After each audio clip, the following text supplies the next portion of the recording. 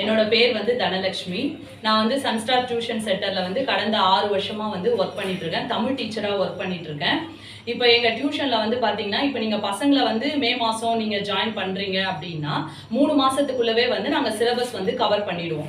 Syllabus cover பண்ணிட்டு weekly once வந்து test வைக்க ஆரம்பிச்சிருவோம்.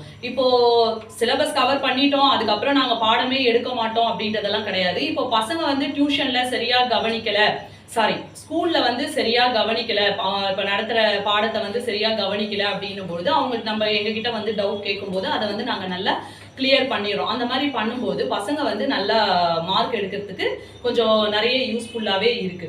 அதனால வந்து முடிஞ்ச அளவுக்கு வந்து 3 மாசத்துல சிலபஸை கவர் பண்ணிட்டு அதுக்கப்புறம் வீக்லி ஒன்ஸ் வந்து நாங்க டெஸ்ட் ஃபர்ஸ்ட் 50 மார்க் ஸ்டார்ட் பண்ணுவோம்.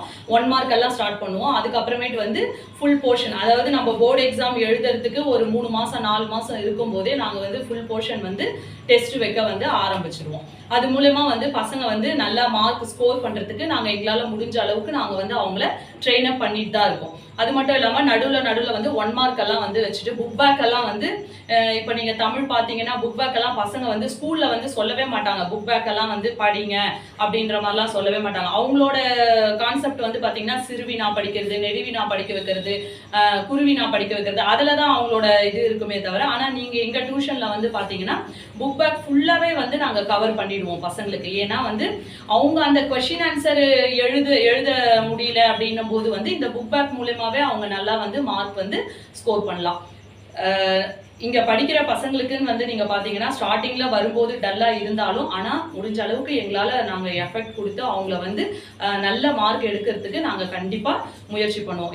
அதாவது வந்து நிறைய டெஸ்ட் எழுதுறது மூலமா அவங்க வந்து என்ன பண்ணுவாங்கன்னா அவங்கள நல்லா வந்து ட்ரெயின் அப் பண்ணிப்பாங்க. அந்த டைமிங் வந்து இந்த டைம்குள்ள முடிக்கணும்.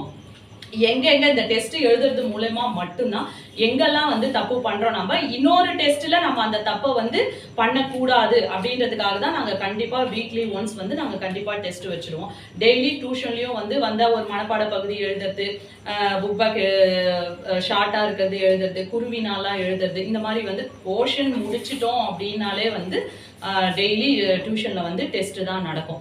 ஸ்கூல்லையும் டெஸ்ட் நடக்கும், உங்க டியூஷன்லயும் டெஸ்ட் தான் நடக்கும். எவ்வளோக்கு எவ்வளோ பசங்க வந்து டெஸ்ட் எழுதுறாங்களோ அப்பதான் அவ்வளோக்குள்ள அவங்க வந்து ட்ரெயின் அப் ஆவாங்க.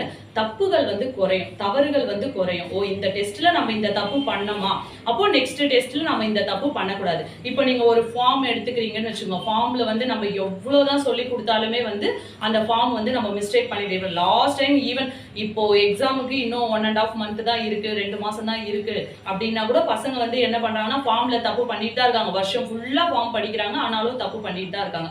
அதெல்லாம் தப்பெல்லாம் வரக்கூடாது, அவங்க போர்டு எக்ஸாம்ல தப்பு பண்ணக்கூடாது அப்படின்றதுக்காக தான் நாங்கள் எங்கள் டியூஷன்ல வந்து நிறைய டெஸ்ட் வச்சு ஃபார்ம்லாம் தனியாக ஜெராக்ஸ் எடுத்து கொடுத்து நிறைய ஃபார்ம்லாம் பண்ணாதான் வந்து நீங்கள் வந்து தப்பு பண்ணுறதை வந்து குறைக்க முடியும் அப்படின்னு சொல்லிட்டு எங்களால் முடிஞ்ச அளவுக்கு நாங்கள் வந்து பசங்களை வந்து ட்ரெயின் அப் பண்ணிட்டு தான் இருக்கோம்.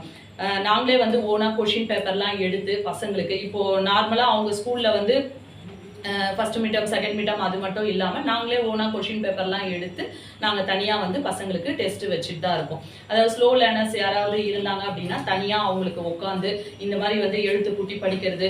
ஏன்னா இப்போ வரும்போதே வந்து இப்போ எல்லாருமே நல்லா படிக்கிற பசங்களுக்கு டியூஷன் சேர்க்க மாட்டாங்க, கொஞ்சம் சரியாக படிக்காத பசங்களை தான் வந்து டியூஷனில் சேர்ப்பாங்க. அவங்களுக்காக நாங்கள் தனியாக வந்து ஆர்வம் எடுத்து கண்டிப்பாக வந்து நாங்கள் சொல்லிக் கொடுக்குறோம்.